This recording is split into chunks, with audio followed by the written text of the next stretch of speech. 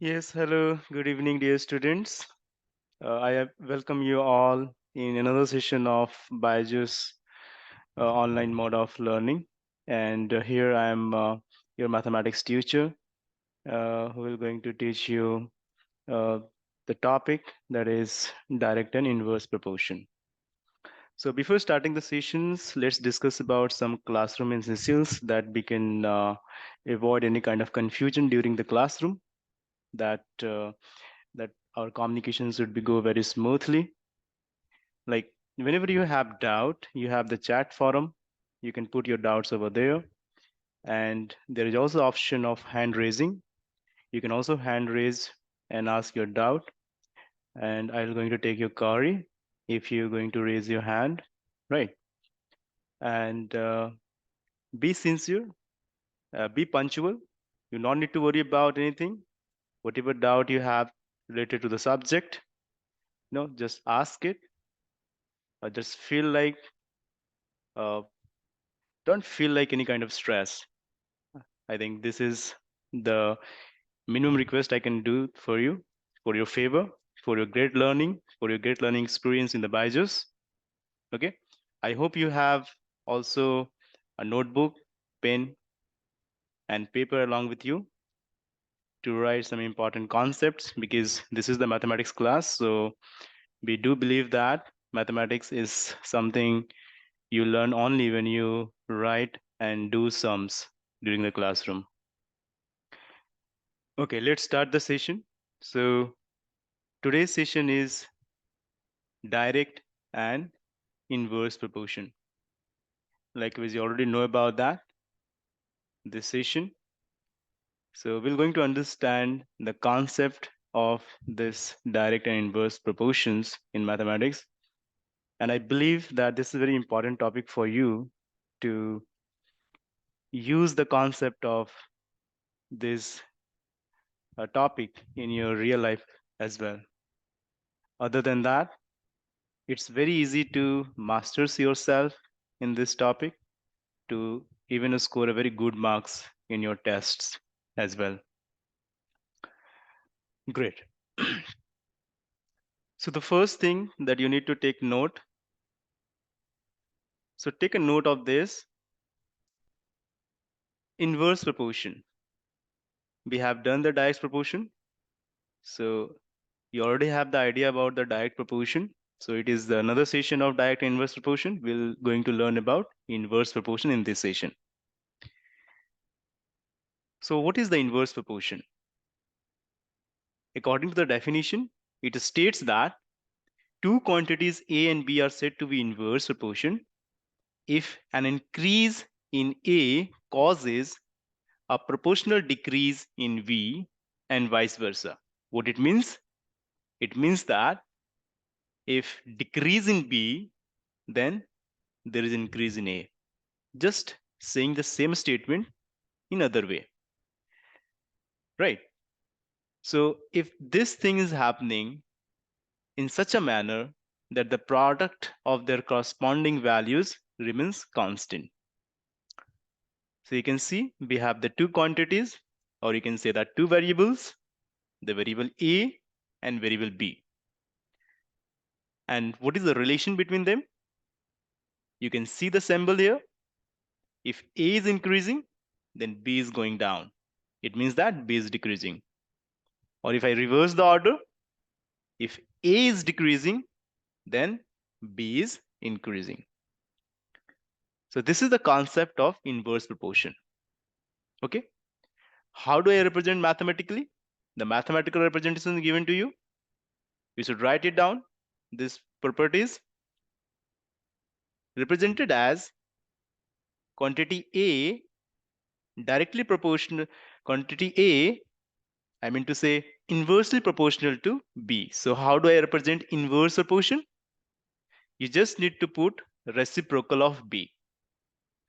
When you put this thing in that order, you can see if I increase A, then my B will going to decrease.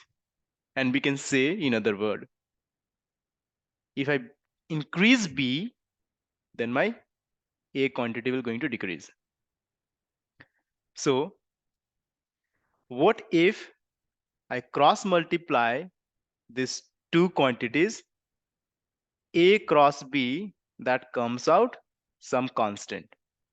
And that constant is known as proportionality constant, right? So if such a manner things are going on with the same proportionality constant, it can also represent it as mathematically A1 times B1 is equal to A2 times B2. A very important equation that you're going to form in the sums. Whatever the circumstances given in the sum, you need to read the statement very properly and put the things in mathematical order in such a way. I hope you all have written it down. So we can move to the question. A very simple question, just a 1 mark question. Read the question very carefully. Write your answer in the chat box if you have. All right, let's solve it. What is given to us? If x varies inversely with y and x is equal to 20 when y is equal to 600, then we need to find y when x is equal to 400. So what is the mathematical expression, mathematical equation for inverse proportion? X1 times y1 is equal to x2 times y2. So we have given certain sort of x1, y1, and we also have given x2 as well, but we are looking for y2. So it's 20 times 600 is equal to 400 times y2, which is the missing quantity. So what is the y2 value? It's very simple. 20 times 600 divided by 400. You can easily cross zeros over there. 2 zeros down, 2 zeros up. And 4 can cross completely 20 by 5 times. So what I left with? 5 times 6, which gives me the value 30. So what it means? It means that the missing value y is nothing but 30 units. I hope this is clear to you all. All right, great. Let's move to the next question. So we have given the table here, and some of the columns are filled with the numbers as well. We need to fill the remaining column. Okay. So we have the value of A given, we have the value of B given, and in the second column we have the value of A missing, and in the third column we have value of B missing, which is technically represented as X and Y respectively. Now how do I find this? That is very simple. Putting the given circumstances in the mathematical equation. And what is the inverse proportion mathematical equation? Simply here, if I treat that the column 1 as A1 and row 2 value as B1, B2 and B3 respectively, then it will be nothing but A1 times B1 is equal to A2 times B2 is equal to A3 times B3. So from the first two entities, we can find the X value. How it is? Let's see. 12 times 30 is equal to X times 5. Therefore, X is nothing but 12 times 30 over 5. 5 completely cross 30 by 6 times. So 12 times 6 is nothing but 72. So the X value is 72. Now, use the same expression to find y. So a1 times b1 is equal to a3 times b3. Therefore, 12 times 30 is equal to 8 times y. And hence y is nothing but 12 times 30 over 8. We can cross it. 4 2 times 4 3 times 12 and 2 15 times 30. So the result is 15 times 3, which is 45. So the y value is 45. Okay, I hope it is clear to you all. Any doubts so far? You can raise your hand. You can put your doubt in the chat forum if you have. You can even unmute yourself and ask the question if you want to ask. Great. No doubt. I hope you're getting it. Good. You really all are very good students, understanding the concept very easily. So how do you test yourself? Like the understanding that you're getting right now, how do you test yourself? So Byju's do have this platform also. So what you can do, you can go to the Byju's Learn portal homepage. The link is there. Link is there. You can see the link. You just open that link. See the second interface. This is how the second interface will comes out when you click on the homepage of Byju's Learn portal. Over there, what you have to do, you have to go to the Byju's test series, and then you find the third interface. There you find the available tests or whatever test you have completed in the past. So you go to the available test and you need to click that available test and find your scheduled test. And when you click the start test, your test will going to start it, and it will going to help you to improve the concept. It will going to help you to improve your practice as well, right? So please do that whenever your class is over after that, or you can do this in your free times, right? Great. No, how your test interface looks like. So basically, you have the two options, which is mathematics and science. So you can, let's say if you want to see the mathematics test score. So you can navigate to the different sections by simply clicking on the section tabs, right? And there you find whatever the questions you find there, whatever the answers are there, whatever your answers are there, just choose the answers over there, right? And save it and then move to the next question.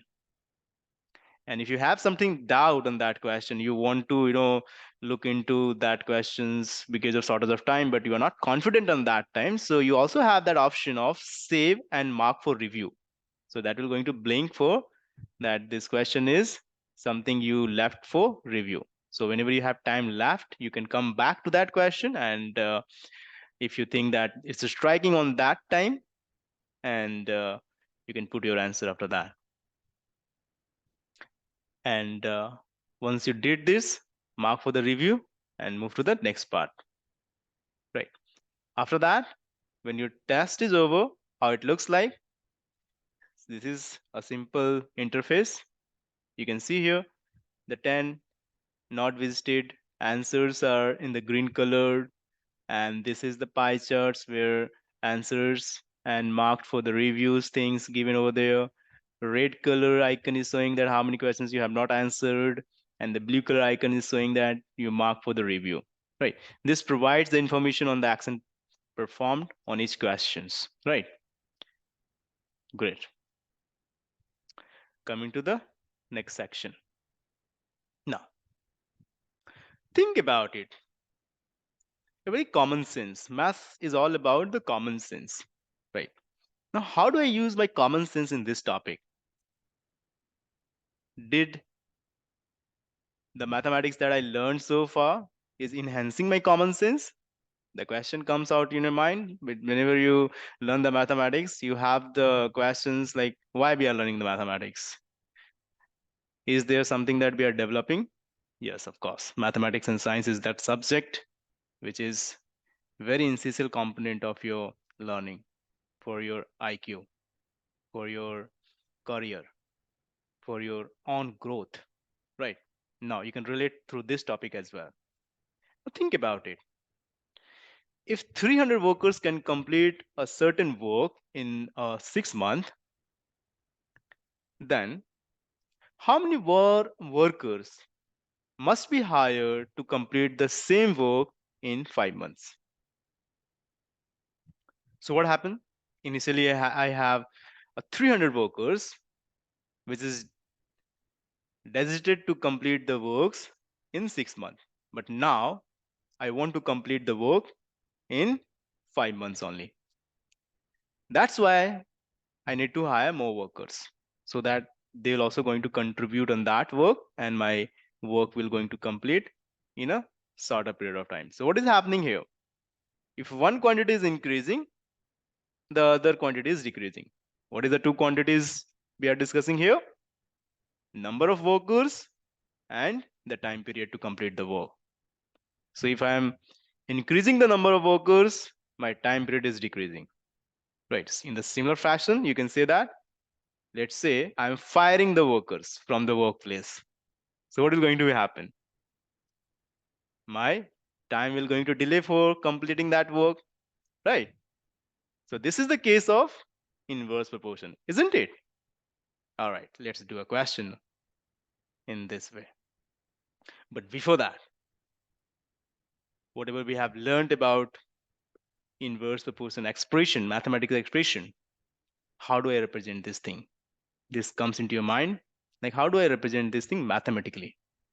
So the mathematical representation for this is nothing, but you can show it. The number of workers is inversely proportional to time. So to showing it, I can see there I put the reciprocal of time, 1 over time. By putting this expression, what I mean to say? I meant to say the number of workers multiply with time, that things comes out is my proportionality constant. So if one quantity is increasing here, the other quantity is decreasing. So you can see here, the number of workers and the time taken to complete the task are inverse variation if the amount of the work is constant. The amount of the work is very much constant here. It is not going to change. The contract is, let's say, to build a house, and that house need to build in a 6 months. So they hired they hired a 300 workers for that. But now let's say the owner of the house wants to make it in 5 months. So he or she wants to hire more workers for that. Right. So this is the idea behind it. So we have the question based on this concept, and you're going to get answer. So you already knew about this, that the situation given to you here is nothing but the inverse proportion case. Okay. So worker that initially available to us representing W1, and the time initially given to them was, let's represent it by T1. In the second scenario, when I'm increasing the workers, but I don't know how many workers I need, so I need to put with the expression W2, and the time is 5 months. Let's put mathematically this 300 times 6 months, W2 times 5. Therefore, W2 is nothing but 300 times 6 over 5. So 5 times 6, 30, and 1 0 over there. So 60 into 6 is nothing but 360. So in W2, we are getting 360 workers. But what is the question? Just read the question again. How many more workers are required to complete the work within a 5 months. So initially we had 300 workers. So the extra workers that we require to hire here is nothing but W2 minus W1. It's 360 minus 300, which comes out to be 60 workers. So I need to hire 60 more workers to complete the same amount of works within 5 months. Is it clear? Everyone, raise your hand. Yes, great. Now, time to test your concept, that whatever you have learned. So get ready for the poll question. Poll question is starting for you all. Just read the question carefully and give your answer.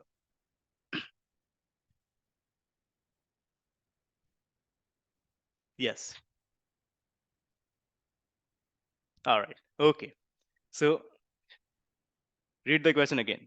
100 people had a food provision for 24 days. If 20 people left the place, the provision will last how many days?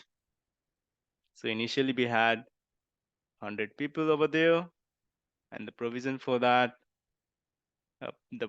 food for them is for 24 days.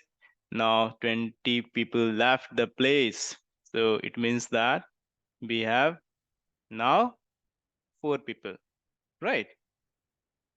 So how much days it will going to require to complete this food provision? Let's representing that food provision. So therefore food provision will going to last nothing but 100 times 24 divided by 4, 4, 5, 20, 4, 6, 24.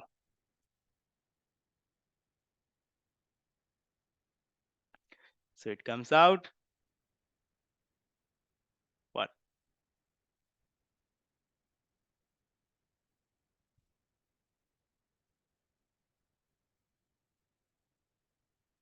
Okay.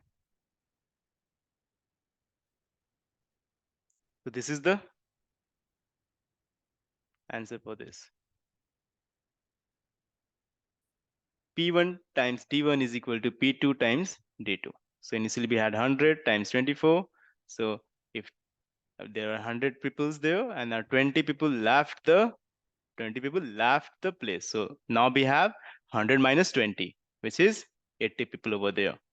So we have remaining 80 people there. So the food provision from them for the next time is D2, and here is our answer for that, which is 30 days. Great. Okay, let's come to the next question.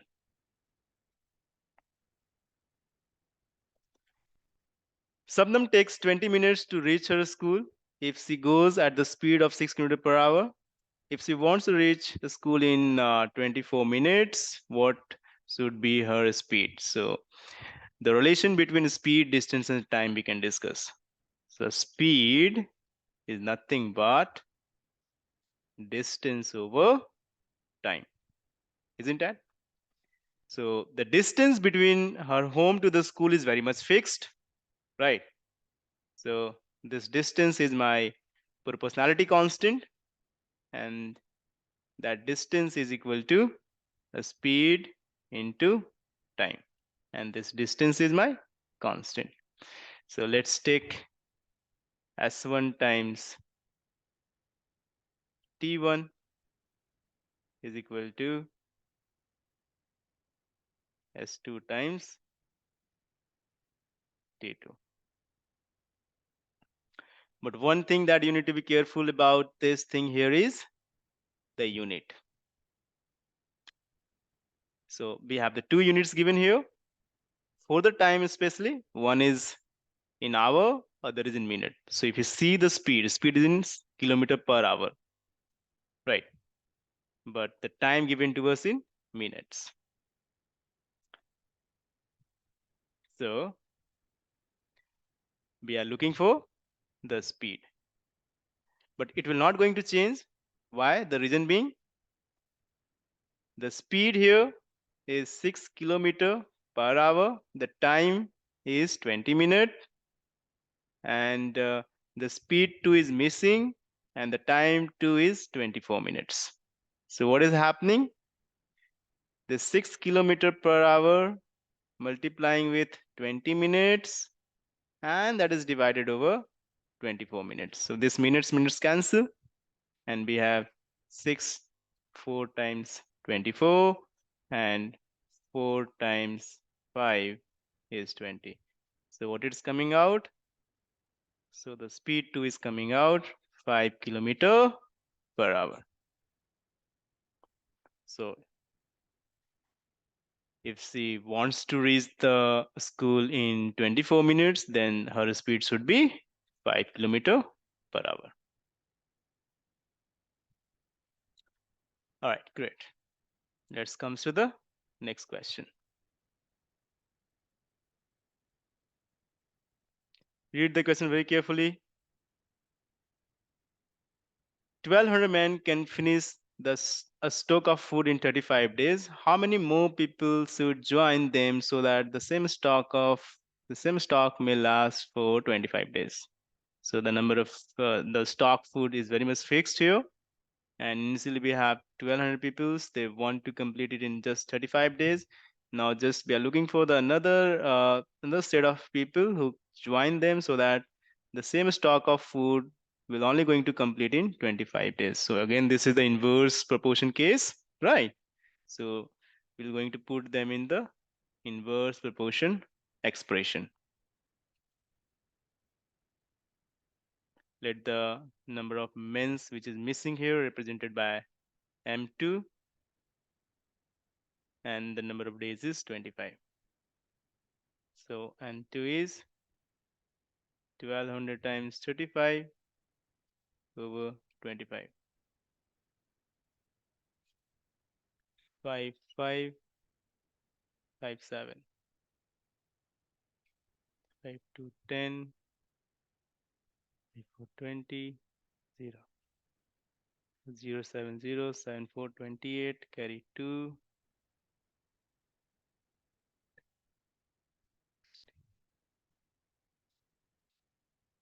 What is the M2 coming out to be? 1680 men. But we are looking for how many more men. So the more men is 1680 minus 1200, which comes out to be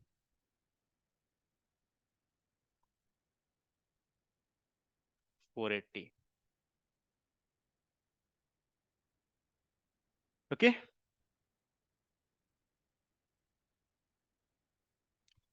All right. I hope you all guys are ready with the next poll question. I'm starting this poll question. Yes. Okay, here it is.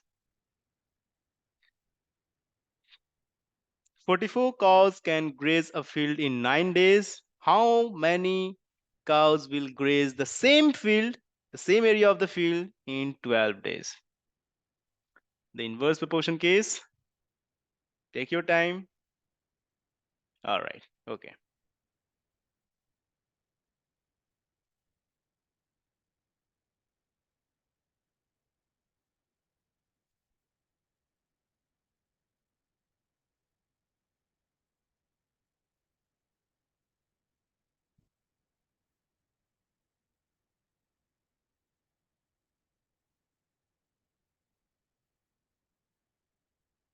What it is coming out?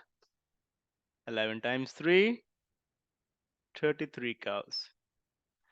So there are 33 cows who can graze the same field in 12 days. That is option D. All right.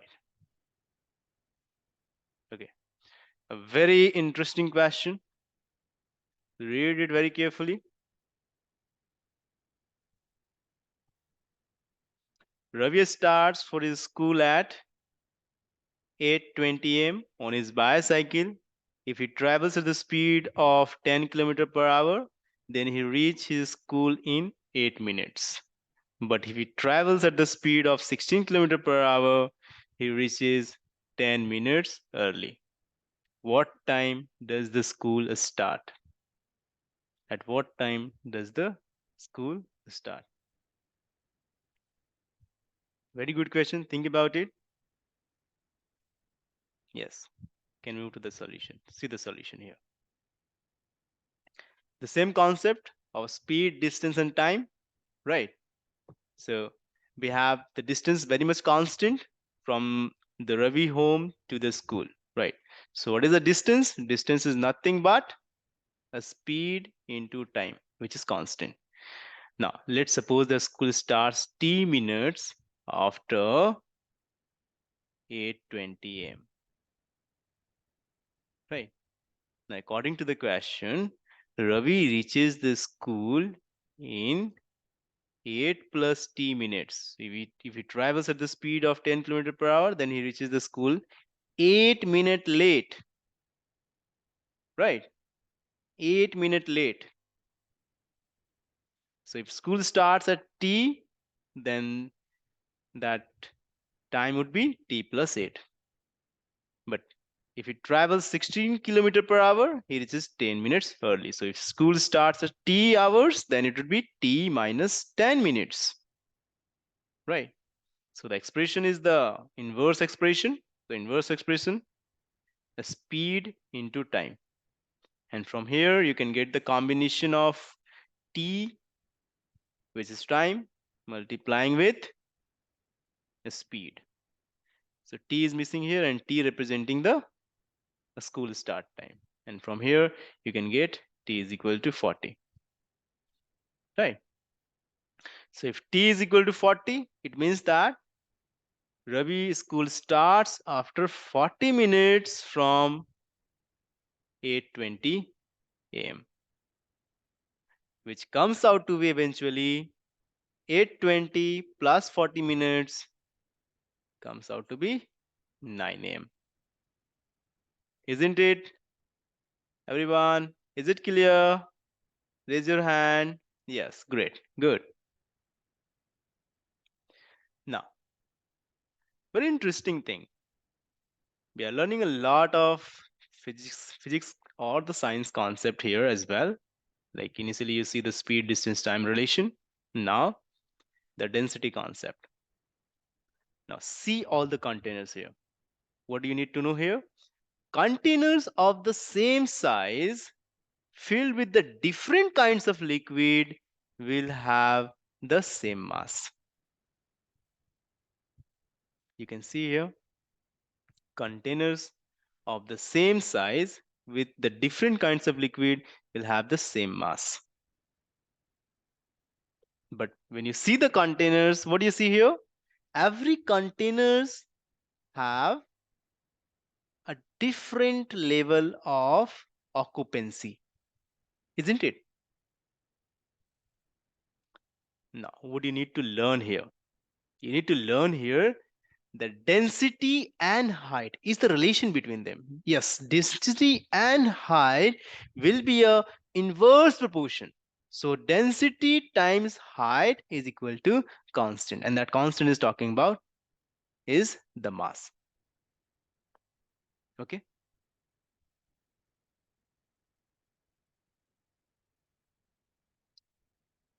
So in the similar way, we have a various concepts in our around which is related to each other through the inverse proportion, like the example that you have seen. Right. You also have in class quiz option, right? You can go through the in class quiz option. The quiz name is given to you, quiz ID to given to you. Just put that over there. Just copy paste it here, from here and just put it over there so that you're going to see the cues, and that will also going to help you to develop some more idea about the same concept. Is there any doubt so far? Great. This, if anybody have any doubt, you can raise your hand. You can put your words in the chat forum. All right, great. Let's see whatever we have done here in the session. Basically, what we have covered, we have covered mainly the word problems on inverse proportion. We learned how we can put the mathematical statements into mathematical equation through the mathematical uh, equation, and how do we solve the mathematical equation through the inverse proportion concept. Yes. So before ending the session, dear students, I have again the reminder for you all. And what is this reminder? Yes, you everyone know about it. It's a homework reminder, right? So where you can see the homework, you all know about it. When your session ends, there is option to see the view assignment, right? Those assignments are basically known as subjectives, right? Subjective homework. So you have to go through there, you have to do your sums, and if you have any doubt over there, you can put the doubt station and ask your questions there. Okay? Is it clear, everyone? Yeah, great. Now, ending the session with very good a bonus question. Whenever we get some bonus marks, a bonus salary, it is always, you know, uh, a good face, a good smiling face uh, we encounter, and we see the smiling face, and I can see the smiling face in my students as well. So you are ready with one more bonus question before ending the session. Yes, here it is. Go with this. A work can be done by 32 men in 11 days. 10 of them did not join the work. How long it will take now to complete the work? Interesting question. So initially expecting that the work can be completed with the 32 men is nothing but 32 into 11. But now when 10 men not join from the 32, now we only have 22 men over there, and we are looking for the time to complete that same piece of work. So my D2 would be nothing but 32 times 11 over 22.